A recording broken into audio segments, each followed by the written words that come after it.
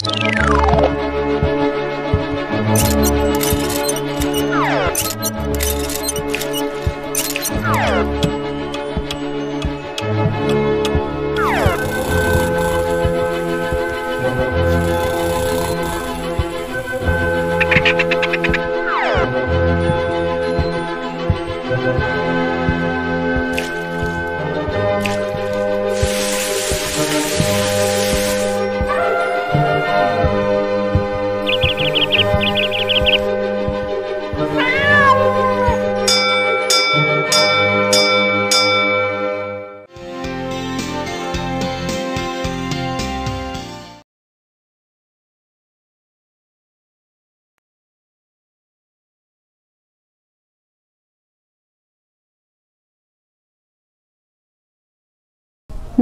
ಮಕ್ಕಳೇ, ನಿಮಗೆಲ್ಲರಿಗೂ ಇಂದಿನ ತರಗತಿಗೆ ಸ್ವಾಗತಿಸುತ್ತೇನೆ.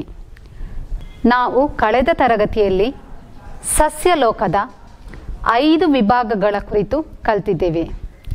ಇಂದಿನ ತರಗತಿಯಲ್ಲಿ ನಾವು ಸಸ್ಯದ ಎಲೆಗಳ ಕುರಿತು ಕಲಿಯೋಣ. ಸಸ್ಯದ ವಿವಿಧ ಭಾಗಗಳಲ್ಲಿ ಎಲೆಯೂ ಒಂದಾಗಿದೆ. ನಮ್ಮ ಸುತ್ತಮುತ್ತಲಿನ ಪರಿಸರದಲ್ಲಿ ವಿವಿಧ ರೀತಿಯ ಎಲೆಗಳಿವೆ. ಈ ಎಲೆಗಳ ಅಂಚು ಬೇರೆ ಬೇರೆ, ಎಲೆಗಳ ಆಕಾರ ಬೇರೆ ಬೇರೆ, ಎಲೆಗಳ ಬಣ್ಣಗಳು ಕೂಡ ವೈವಿಧ್ಯಮಯ. ಎಲೆ ಕಾಂಡಕ್ಕೆ ಅಂಟಿಕೊಂಡಿರುತ್ತದೆ. ಒಂದು ಚಿಕ್ಕ ತುಂಡು ಎಲೆಯನ್ನು ಕಾಂಡಕ್ಕೆ ಅಂಟಿಸಿ ನಿಲ್ಲಲು ಸಹಾಯ ಮಾಡುತ್ತದೆ. ಅದಕ್ಕೆ ತೊಟ್ಟು ಎಂದು ಹೆಸರು. ಇಲ್ಲಿ ತೋರಿಸಿದ ಎಲೆಯ ಚಿತ್ರವನ್ನು ಗಮನಿಸಿ. ಇದು ಎಲೆಯ ತೊಟ್ಟು. ಅಗಲವಾದ ಹಸಿರಾದ ಎಲೆಯ ಭಾಗವನ್ನು ಪತ್ರಪಟಲ ಎನ್ನುತ್ತೇವೆ. ಎಲೆಯ ಮೇಲಿರುವ ಈ ಗೆರೆಗಳನ್ನು ಸಿರಗಳು ಎಂದು ಕರೆಯುತ್ತೇವೆ. ಈ ಎಲೆಯಲ್ಲಿ ಒಂದು ಮಧ್ಯ ಸಿರವನ್ನು ನಾವು ನೋಡುತ್ತೇವೆ. ಅದನ್ನು ಎಲೆಯ ಮಧ್ಯಸಿರ ಎಂದು ಕರೆಯುತ್ತೇವೆ. ಈ ಸಿರಗಳು ಎಲೆಯಲ್ಲಿ ಮೂಡಿಸಿದ ವಿನ್ಯಾಸವನ್ನು ಎಲೆಯ ಸಿರವಿನ್ಯಾಸ ಎಂದು ಕರೆಯುತ್ತೇವೆ. ಈ ಎಲೆಗಳಿಗೆ ಹಸಿರು ಬಣ್ಣವನ್ನು ನೀಡುವ ವಸ್ತು ಹರಿತು. ಎಲೆಗಳು ಸಸ್ಯಗಳಲ್ಲಿ ಆಹಾರ ತಯಾರಿಸುವ ಭಾಗಗಳಾಗಿವೆ. ಹಸಿರು ಸಸ್ಯಗಳು ತನ್ನ ಎಲೆಗಳ ಸಹಾಯದಿಂದ ಸೂರ್ಯಪ್ರಕಾಶವನ್ನು ಉಪಯೋಗಿಸಿ ಆಹಾರ ತಯಾರಿಸುವ ವಿಧಾನವನ್ನು ದ್ಯುತಿಸಂಶ್ಲೇಷಣೆ ಎಂದು ಕರೆಯುತ್ತೇವೆ. ಮಕ್ಕಳೇ, ನೀವು ಈ ಎಲೆಯ ಚಿತ್ರವನ್ನು ನಿಮ್ಮ ಪರಿಸರ ನೋಟು ಪುಸ್ತಕದಲ್ಲಿ ಬಿಡಿಸಬೇಕು. ಹಾಗೂ ಇಲ್ಲಿ ಸೂಚಿಸಿದ ಎಲೆಯ ಭಾಗಗಳನ್ನು ಅದರಲ್ಲಿ ಹೆಸರಿಸಬೇಕು. ಹಾಗೂ ಆ ಎಲೆಗೆ ಅಂದರೆ ಆ ಎಲೆಯ ಚಿತ್ರಕ್ಕೆ ನೀವು ಬಣ್ಣ ಕೊಟ್ಟು ಆ ಚಿತ್ರವನ್ನು ನೀವು ಅಂದಗೊಳಿಸಬೇಕು. ಈಗ ನಾನು ನಿಮಗೆ ಒಂದು ವಿಡಿಯೋ ತೋರಿಸ್ತೇನೆ. ಆ ವಿಡಿಯೋದಲ್ಲಿ ನೀವು ನೋಡುವ ಎಲೆಗಳ ಹೆಸರುಗಳನ್ನು ನಿಮ್ಮ ಪರಿಸರ ನೋಟು ಪುಸ್ತಕದಲ್ಲಿ ನೀವು ಬರೆದಿಡಬೇಕು. ಸರಿ, ಹಾಗಾದರೆ ನಾವೀಗ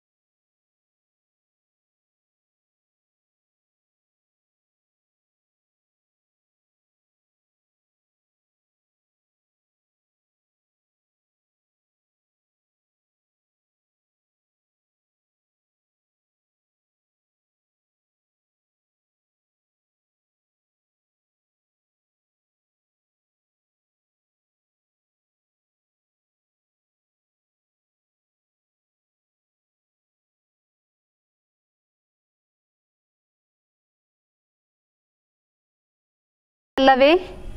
ಕೆಲವು ಎಲೆಗಳ ಹೆಸರುಗಳನ್ನು ನಿಮ್ಮ ನೋಟು ಪುಸ್ತಕದಲ್ಲಿ ಬರೆದಿದ್ದೀರಲ್ಲವೇ? ಕೆಲವು ಎಲೆಗಳ ಹೆಸರುಗಳನ್ನು ಹೇಳಬಹುದೇ? ಮಾವಿನ ಎಲೆ, ಹಲಸಿನ ಎಲೆ, ತೆಂಗಿನ ಗರಿ, ಬಿದಿರಿನ ಎಲೆ, ಬಾಳೆ ಎಲೆ. ವೆರಿ ಗುಡ್ ಮಕ್ಕಳೇ. ಈಗ ನಾವು ನಮ್ಮ ಪರಿಸರ ಪಾಠ ಪುಸ್ತಕದ ಪುಟ 23 ತೆರೆಯುವ. ಪುಟ 23ರಲ್ಲಿ ನೀಡಿರುವ ಎಲೆಗಳ ಆಕಾರ ಮಾದರಿಯನ್ನು ನೀವೀಗ ಪೂರ್ತಿಗೊಳಿಸಬೇಕು. ಎಲೆಯ ತೊಟ್ಟಿನಿಂದ ಆರಂಭಿಸಿ ಚುಕ್ಕೆಗಳನ್ನು ಜೋಡಿಸಿ ಈ ಆಕಾರ ಮಾದರಿಯನ್ನು ನೀವು ಪೂರ್ತಿಗೊಳಿಸಬೇಕು.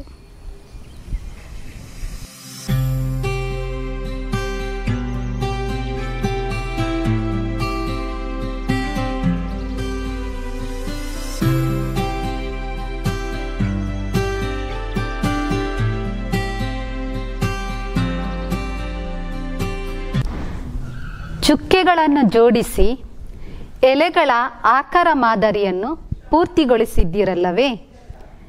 ಈಗ 1ನೇ ಎಲೆಯ ಚಿತ್ರವನ್ನು ನಿರೀಕ್ಷಣೆ ಮಾಡಿ. ಒಂದು ಎಲೆಯಲ್ಲಿ ಪ್ರಧಾನ ಸಿರ ಇದೆ.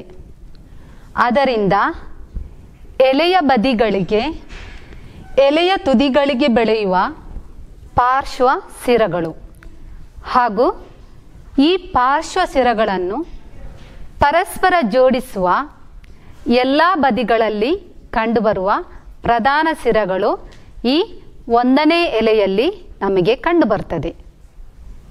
ಈಗ 2ನೇ ಎಲೆಯ ಚಿತ್ರವನ್ನು ನಿರೀಕ್ಷಣೆ ಮಾಡಿ. 2ನೇ ಎಲೆಯಲ್ಲಿ ಎಲೆಯ ತೊಟ್ಟಿನ ತುದಿಭಾಗದಿಂದ ಆರಂಭವಾಗುವ ಸಿರಗಳು ಸಮಾನಾಂತರವಾಗಿ ಎಲೆಯ ತುದಿಭಾಗಕ್ಕೆ ಬೆಳೆಯುವುದು.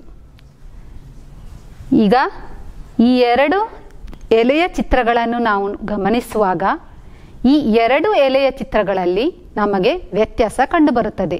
ಹೌದಾ ಅಲ್ವಾ? ಹೌದು. ಒಂದು ಎಲೆಯು ಇನ್ನೊಂದು ಎಲೆಗಿಂತ ವ್ಯತ್ಯಸ್ತವಾಗಿದೆ ಎಂದು ನಮಗೆ ಈ 2 ಚಿತ್ರಗಳನ್ನು ನೋಡುವಾಗ ಗೊತ್ತಾಗ್ತದೆ. ಒಂದು ಎಲೆಯಲ್ಲಿ ಒಂದು ಪ್ರಧಾನ ಸಿರ ಇದೆ.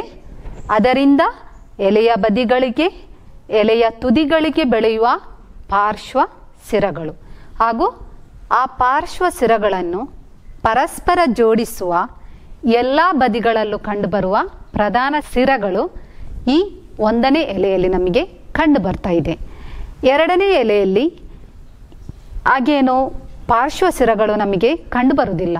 ಒಂದು ಮಧ್ಯ ಸಿರ ಕೂಡ ಅದರಲ್ಲಿ ಇಲ್ಲ. ಎಲ್ಲ ಸಿರಗಳು ಏನಾಗಿವೆ? ಎಲೆಯ ತೊಟ್ಟಿನಿಂದ ಆರಂಭಿಸಿ ತುದಿಭಾಗದವರೆಗೆ ಸಮಾನಾಂತರವಾಗಿ ಬೆಳೆದದ್ದು ನಮಗೆ ಈ 2ನೇ ಎಲೆಯ ಚಿತ್ರದಲ್ಲಿ ಕಂಡು ಬರ್ತಾ ಇದೆ. ಮಕ್ಕಳೇ, ನಿಮಗೆ ನಾನು ಇವತ್ತೊಂದು ಮನೆ ಕೆಲಸ ಕೊಡ್ತೇನೆ. ನೀವು ನಿಮ್ಮ ಸುತ್ತಮುತ್ತಲಿನ ಪರಿಸರದಲ್ಲಿರುವ ತೆಂಗಿನ ಮರದ ಎಲೆ, ಬಿದಿರಿನ ಎಲೆ, ಹಲಸಿನ ಎಲೆ, ಮಾವಿನ ಎಲೆ ಇತ್ಯಾದಿ ಎಲೆಗಳನ್ನು ಅವುಗಳ ಬುಡದಿಂದ ತುದಿಗೆ ನೀಳವಾಗಿ ತುಂಡಾಗದಂತೆ ಕತ್ತರಿಸಲು ಪ್ರಯತ್ನಿಸಬೇಕು. ಹಾಗೂ ನೀವು ನಿಮ್ಮ ಪರಿಸರ ನೋಟು ಪುಸ್ತಕದಲ್ಲಿ ಬರೆದಿಡಬೇಕು. ಯಾವೆಲ್ಲ ಎಲೆಗಳನ್ನು ಅವುಗಳ ಬುಡದಿಂದ ತುದಿಗೆ ನೀಳವಾಗಿ ತುಂಡಾಗದಂತೆ ಕತ್ತರಿಸಲು ಸಾಧ್ಯವಾಗುತ್ತದೆ ಎಂದು. ಇದು ನಾನು ನಿಮಗೆ ಇವತ್ತು ಕೊಡುವ ಮನೆ ಕೆಲಸ. ಈಗ ಚಿತ್ರ 5 ನಿರೀಕ್ಷಣೆ ಮಾಡಿ. ನೀವು ಚಿತ್ರ ರಚಿಸಿದ ಎಲೆಗಳಲ್ಲಿ ಚಿತ್ರ 5ರಲ್ಲಿ ಕಾಣುವ ಎಲೆಗಳು ಇದ್ದುವ? ನೋಡಿ ಈ ಚಿತ್ರವನ್ನು. ಚಿತ್ರದಲ್ಲಿರುವ ಎಲೆಗಳನ್ನು ನಿರೀಕ್ಷಣೆ ಮಾಡಿ. ಈ ಸಿರಗಳು ಪರಸ್ಪರ ಜೋಡಿಸಿರುವುದನ್ನು ನೋಡಿರಿ. ಎಲೆಯ ಮಧ್ಯಭಾಗದಲ್ಲಿ ಎಲೆಯ ತೊಟ್ಟಿನಿಂದ ಆರಂಭಿಸಿ ತುದಿಯವರೆಗೆ ವ್ಯಾಪಿಸಿರುವ ಪ್ರಧಾನ ಸಿರವನ್ನು ನೋಡಿರಿ. ಅದರಿಂದ ಹೊರಡುವ ಅನೇಕ ಸಣ್ಣ ಸಿರಗಳು ಪರಸ್ಪರ ಜೋಡಿಸಲ್ಪಟ್ಟು ಬಲೆಯಂತೆ ಕಾಣುತ್ತವೆ ಅಲ್ಲವೇ? ಎಲೆಗಳಲ್ಲಿ ಬಲೆಯಂತೆ ಕಾಣುವ ಶಿರವಿನ್ಯಾಸವು ಜಾಲಬಂಧ ಶಿರವಿನ್ಯಾಸವಾಗಿದೆ. ಎಲೆಗಳಲ್ಲಿ ಬಲೆಯಂತೆ ಕಾಣುವ ಶಿರವಿನ್ಯಾಸವು ಜಾಲಬಂಧ ಶಿರವಿನ್ಯಾಸವಾಗಿದೆ. ಏನು ಜಾಲಬಂಧ ಶಿರವಿನ್ಯಾಸ ಎಂದರೆ? ಎಲೆಗಳ ಶಿರವಿನ್ಯಾಸವು ಬಲೆಯಂತೆ ಕಂಡು ಬಂದರೆ ಆ ಶಿರವಿನ್ಯಾಸವನ್ನು ಜಾಲಬಂಧ ಶಿರವಿನ್ಯಾಸ ಎಂದು ಕರೆಯುತ್ತೇವೆ. ಈಗ ಚಿತ್ರ 6 ನಿರೀಕ್ಷಣೆ ಮಾಡಿ. ನೀವು ನಿರೀಕ್ಷಣೆ ಮಾಡಿದ ಅಥವಾ ಚಿತ್ರ ರಚಿಸಿದ ಎಲೆಗಳಲ್ಲಿ ಈ ಚಿತ್ರದಲ್ಲಿ ಕಾಣುವ ಎಲೆಗಳು ಇರಲಿಲ್ಲವೇ? ಈ ವಿಧದ ಎಲೆಯ ವಿನ್ಯಾಸ ಜಾಲಬಂಧ ಶಿರವಿನ್ಯಾಸಕ್ಕಿಂತ ಹೇಗೆ ಭಿನ್ನವಾಗಿದೆ ಎಂದು ಗಮನಿಸಿ.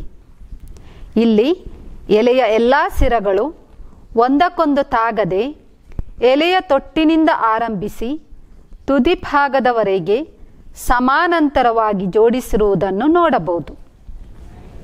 ಎಲೆಗಳಲ್ಲಿ ಸಮಾನಾಂತರವಾಗಿ ಶಿರಗಳು ವಿನ್ಯಾಸಗೊಂಡಿರುವುದನ್ನು ಸಮಾನಾಂತರ ಶಿರವಿನ್ಯಾಸ ಎಂದು ಕರೆಯುತ್ತೇವೆ. ಏನು ಸಮಾನಾಂತರ ಶಿರವಿನ್ಯಾಸ ಎಂದರೆ?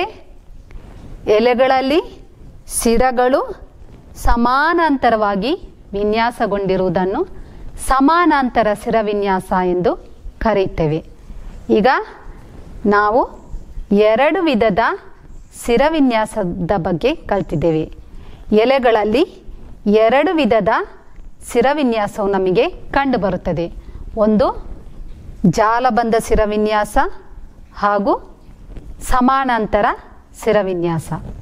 ಜಾಲಬಂಧ ಶಿರವಿನ್ಯಾಸದಲ್ಲಿ ಎಲೆಯಲ್ಲಿ ಶಿರಗಳು ಬಲೆಯಂತೆ ನಮಗೆ ಕಾಣಲು ಸಿಗುತ್ತವೆ. ಸಮಾನಾಂತರ ಶಿರವಿನ್ಯಾಸ ಅಂದ್ರೇನು ನಿಮಗೆ ಗೊತ್ತಾಯಿತು.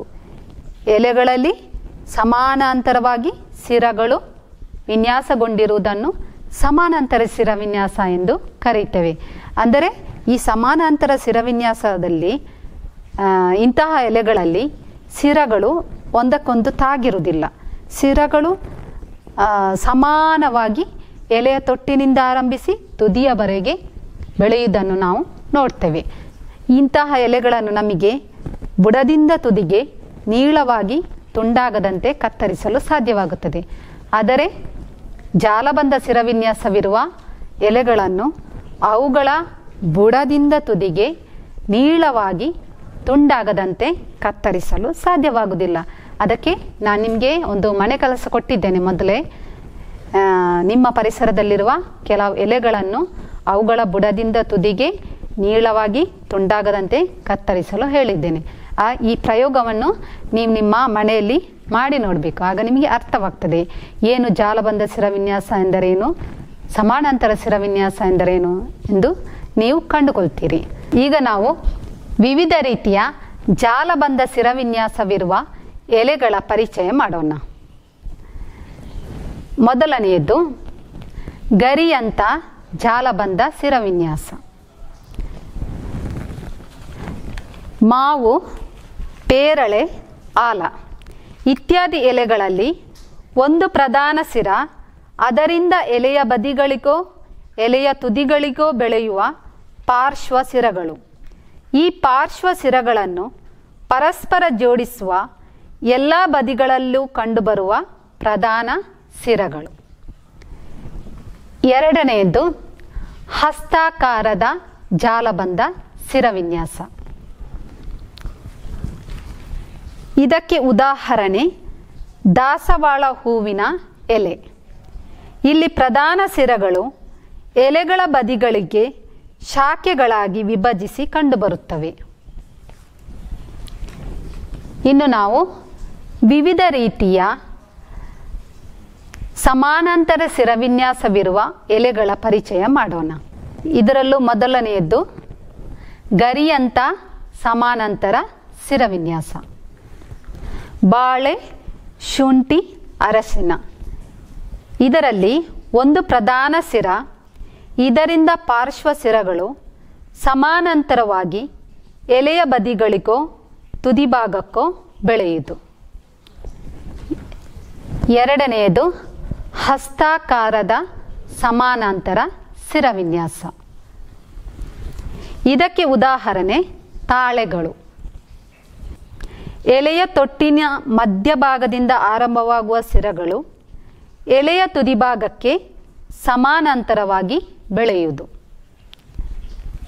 ಇನ್ನೊಂದು ಭತ್ತ, ಬಿದಿರು, ಇದರಲ್ಲಿ ಎಲೆಯ ತೊಟ್ಟಿನ ಮಧ್ಯಭಾಗದಿಂದ ಆರಂಭವಾಗುವ ಸಿರಗಳು ಎಲೆಯ ತುದಿಭಾಗಕ್ಕೆ ಸಮಾನಾಂತರವಾಗಿ ಬೆಳೆಯುವುದು. ಮಕ್ಕಳೇ, ನಾವು ಕಳೆದ ತರಗತಿಯಲ್ಲಿ ಸಸ್ಯದ ಬೇರು ವ್ಯೂಹಗಳ ಕುರಿತು ಕಲಿತಿದ್ದೇವೆ. ಒಂದು ಸಸ್ಯವನ್ನು ನೋಡಿ ಅದರ ಬೇರು ವ್ಯೂಹವನ್ನು ಕಂಡುಹಿಡಿಯಲು ಕಲಿತಿದ್ದೇವೆ. 2 ಬೇರು ವ್ಯೂಹಗಳ ಕುರಿತು ಕಲಿತಿದ್ದೇವೆ. ಒಂದು ತಾಯಿ ಬೇರು ವ್ಯೂಹ, ಇನ್ನೊಂದು ನಾರು ಬೇರು ವ್ಯೂಹ. ಇಂದಿನ ತರಗತಿಯಲ್ಲಿ ನಾವು ಸಸ್ಯದ ಎಲೆಗಳ ಸಿರವಿನ್ಯಾಸದ ಕುರಿತು ಕಲಿತಿದ್ದೇವೆ. ಹಾಗಾದರೆ ಈಗ ನಮಗೆ ಒಂದು ಸಸ್ಯವಾದ ಎಲೆಯನ್ನು ನೋಡುವಾಗ ಅದರ ಬೇರು ವ್ಯೂಹವನ್ನು ಕಂಡುಹಿಡಿಯಲು ಗೊತ್ತಾಗಬೇಕು, ಹೌದಲ್ವಾ? ಒಂದು ಸಸ್ಯವನ್ನು ನೋಡಿ ಅದರ ಬೇರು ವ್ಯೂಹ ಹೇಗಿರುವುದೆಂದು ಗುರುತಿಸಲು ನಮಗೆ ಸಾಧ್ಯವಾಗ್ತದೆ. ಈಗ ನಾವು ನಿರೀಕ್ಷಣೆ ಮಾಡಿದ ಸಸ್ಯಗಳ ಬೇರು ವ್ಯೂಹ ಹಾಗೂ ಆ ಸಸ್ಯಗಳ ಎಲೆಗಳ ಸಿರವಿನ್ಯಾಸವನ್ನು ನಾವು ಪಟ್ಟಿ ಮಾಡೋಣ. ನಿಮ್ಮ ಪರಿಸರ ಪಾಠ ಪುಸ್ತಕದ ಪುಟ 25 ತೆರೆಯಿರಿ. ಅಲ್ಲಿ ಒಂದು ಪಟ್ಟಿ ಕೊಟ್ಟಿದ್ದಾರೆ. ಆ ಪಟ್ಟಿಯಲ್ಲಿ ಸಸ್ಯದ ಹೆಸರು, ಬೇರು ವ್ಯೂಹ ಹಾಗೂ ಸಿರವಿನ್ಯಾಸ ಎಂದು ಕೊಟ್ಟಿದ್ದಾರೆ. ಈಗ ಈ ಪಟ್ಟಿಯನ್ನು ನಾವು ಪೂರ್ತಿಗೊಳಿಸಬೇಕು. ಮೊದಲನೆಯದ್ದು ತೆಂಗು. ತೆಂಗಿನ ಮರದ ಬೇರು ವ್ಯೂಹ ತಾಯಿ ಬೇರ, ನಾರು ಬೇರ? ಯಾವುದು? ವೆರಿ ಗುಡ್, ನಾರು ಬೇರು. ಬೇರು ವ್ಯೂಹ ನಾರು ಬೇರು ಆದರೆ ತೆಂಗಿನ ಗರಿಯ ಗರಿ ಕೂಡ ಹೇಳ್ತೇವೆ, ತೆಂಗಿನ ಗರಿ ಕೂಡ ಹೇಳ್ತೇವೆ, ತೆಂಗಿನ ಎಲೆ ಕೂಡ ಹೇಳ್ತೇವೆ. ತೆಂಗಿನ ಎಲೆಯ ಸಿರವಿನ್ಯಾಸ ಏನಾಗಬೇಕು? ಜಾಲಬಂಧವ, ಸಮಾನಾಂತರವ? ಯಾವುದು? ವೆರಿ ಗುಡ್, ಸಮಾನಾಂತರ ಸಿರವಿನ್ಯಾಸ. ಎರಡನೆಯದ್ದು ಮಾವು. ಮಾವಿನ ಮರದ ಬೇರು ವ್ಯೂಹ ತಾಯಿ ಬೇರ, ನಾರು ಬೇರ? ಯಾವುದು?